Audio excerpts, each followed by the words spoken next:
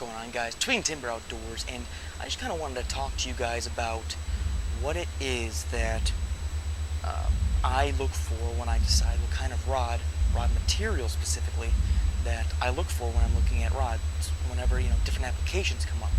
So, for example, the three main types I'm going to talk about today are fiberglass,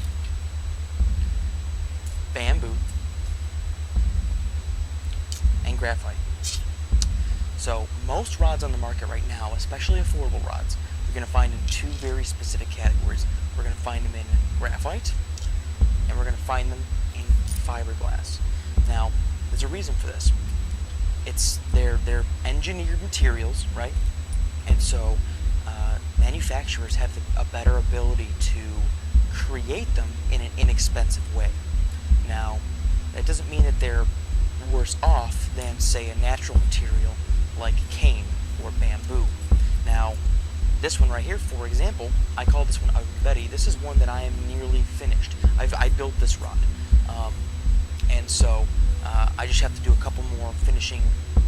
What do you call it? Like put the finish on the actual rod itself, and then once that's complete, it's fishable. This I came in a kit, and it cost me about the same as an intermediate level graphite rod. So let's take a look. So as far as entry-level rods go, both this rod, this graphite riffle by FISHINGSIR, this is about a $60 rod, $70 rod, and this right here is the Featherlight by EagleClaw, and this is a $25 rod. This is a 3/4 weight, a 4 weight, and a 4 weight. Now, but they have strengths and weaknesses, each of them, and I'm going to break down a little bit what those strengths and weaknesses look like. So when it comes to graphite rods typically have to be a little shorter, along with cane or bamboo as well. And there's a reason for that. Graphite inherently, whenever they make the rod blanks, they're hollow blanks, and in order for you to make a rod that is in a longer length, you typically, and when it comes to this material and when it comes to bamboo, you have to make them much stouter down here. The taper in this has to be much different than in a graphite rod typically. Obviously, there are always exceptions to the rules, but when it comes to fiberglass as a material, it's much heavier. And therefore, if you have a longer rod and it's heavier, you're going to get more bow towards the end. It's also going to be a heavier, slower casting action. I like fiberglass for very small stream applications if you're going to nymph, but primarily I like lightweight rods like this. It's a 3-weight, 4-weight, which is a short rod. This one's only like, I think it's probably 6.5 foot. I like to overline it, and I like to use it for dry flies in very small streams. You can throw streamers if you really wanted to, small ones, very short distances as well. But it has its flaws. It doesn't pick line up as well as graphite. It's a slower action, but some people also, as a strength, find it to be more delicate of a presentation. So that compared to graphite. So now, fiberglass versus bamboo, when it comes to it, they perform very similarly in many ways. Bamboo is going to be the heaviest. Why? Because there are actually typically, if it's in this shape, if it's in a hexagonal shape, then what you have is 6 different pieces shaved down and glued together. This is the solid. They make hollow blanks too, but this right here is a solid piece, or a solid rod. It's not hollow, and therefore it makes it much heavier. In addition to that, just like the fiberglass, in order for you to have a longer rod, you typically have to have a much heavier weight rod, meaning that if I need to have a 9-foot rod, it might be upwards anywhere from a 7 to a 9 weight rod. You can't have a 3-weight 9-foot rod. So same application, small streams or anything I want to throw dry flies, this thing almost casts itself because of the mass in the rod. The entire rod has weight to it, and therefore you require less line speed created by your left hand or your non-casting hand, or by your shoulder or arm or wrist or whatever you use on your right hand or casting side. Sorry for you lefties out there. I keep speaking as if I'm the one casting it. So whenever I cast this rod, the rod itself will load itself almost. So you can cast very delicate lines. On this 4-weight, I can cast a 4-weight line very delicately and very slowly. will say that these two, graphite and bamboo, are more forgiving than graphite. I'm sorry, fiberglass and bamboo are much more forgiving than graphite, but depends on the rod. I can't say that for sure. So, one other reason a lot of guys like to fish bamboo is nostalgic reasons, okay? A lot of guys, when they buy a really nice bamboo rod, you know, upwards of $3,000 or something like that US, those are rods you're going to pass down, okay? Those are handcrafted. This, you could say I handcrafted it only because I made it with my hands, but for the most part, this right here is just an affordable way for me to get into or continue enjoying bamboo. I do have 3 bamboo rods, but I didn't have to pay for those rods, except for this one. I paid for this blank.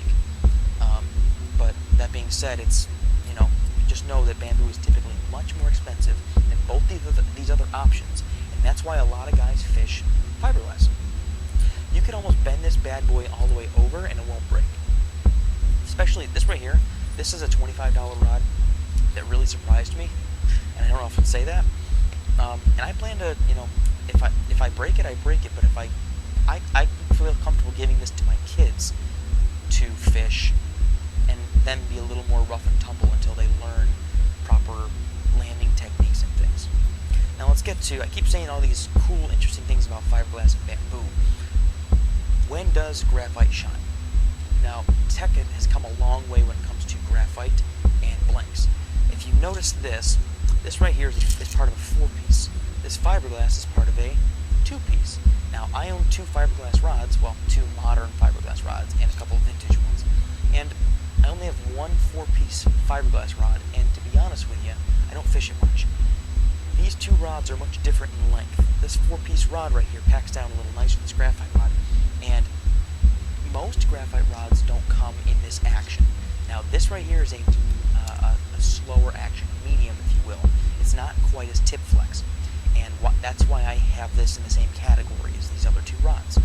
Typically, graphite rods are faster rods, and that comes in handy when it comes to throwing streamers, casting into the wind, or nymphing. Now, if I want a really long rod, but I only want a 2 or 3 weight rod, I can get a 2 weight 10-foot or 10.5-foot rod for nymphing in graphite, because it's a much lighter material, it's hollow, and you can make it much more rigid.